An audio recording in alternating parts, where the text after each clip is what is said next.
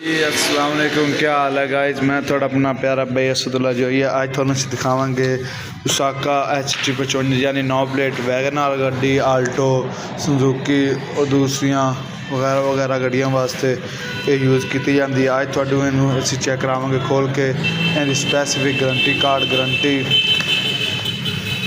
Check कर सकते हैं। तुसी आ डब्बा आप खोल रहे हैं,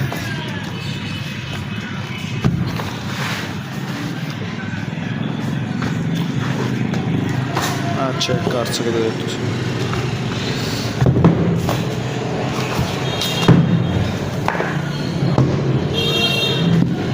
चेक करो तुसी, इनकी शेप है जी 12 वोल्ट 30 एम्पेयर पाई गई है जी। उस तो बाद इनका गारंटी कार्ड 12 माह इनकी मुफ्त तब्दीली की वारंटी दी जाती। उस बाद वो आप नहीं उतार सकते जिसल तक इहदे च आपां तेज़ाब नहीं पाना। उस तो बाद जी तुहानूं चेक करा दईए हाईटेक सीरीज़ है यानी प्रो तो बाद HTEC नई सीरीज़ उन्हें कड्डी है। इहदे उत्ते कोड भी दिता, ये भी चेक कर सकते हो तुसी जी BCY 2G5 834 जमा वाला सेल मैनस। इस तो बाद तुहानूं इहदा कार्ड चेक करावांगे सर जी असी 12 माह मुफ्त तब्दीली की वारंटी चेक करो जी तुसी। उसके बाद यह चेक करें card serial number, battery type HT55, battery code 834, ये चेक करें 834। उसके बाद ख़रीदार का नाम, पता, फ़ोन नंबर, रसीद नंबर, तरीक़े फ़रोख्त, सब तो इंतहाई ज़रूरी तरीक़े फ़रोख्त, बैटरी तनसीब, गाड़ी की किस्म, इंजन की ताकत। ये थोड़ी आप दी अगर तुम डीलर से लिखवाना चाहते तो लिखवा सकते हैं, तो कोई वजह नहीं। डीलर का मुशहदा वजह खराबी यानी जो अपनी बैटरी दे दी है डीलर को तुम लै जाते हैं, उस बाद इनकी वजह खराबी की बनती वो लिखना जरूरी होंगे। बड़ा टेक्निकल सर्विस बैटरी का नुक्स क्लेम की नुयत दस्तखत क्लेम ऑफिसर ये उस लिए होंगे किसल जी अपने को बैटरी पिछले बड़े डीलर यानी कंपनी तक पहुँच जाएगी। उस बाद हम थोड़ा दिखाने या चेक कर लो कार्ड से देता है 12 माह मुफ्त तब्दीली की गारंटी के तलाक तरीके फ़रोख्त से 12 माह के अंदर काबिल कबूल क्लेम होगा।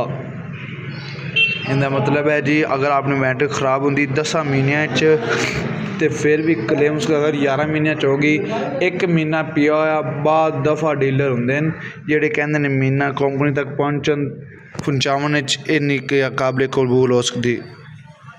उस बाद नई बैटरी गारंटी पहली बैटरी की ख़रीदारी की तरीक में शुमार की जाए। ये कंपनी का एक असूल है, अगर बैटरी क्लेम हो जाती है तो नवी दी जाती है तो उनकी गारंटी की तरीक नवी बैटरी की तरीक से पाई जाएगी।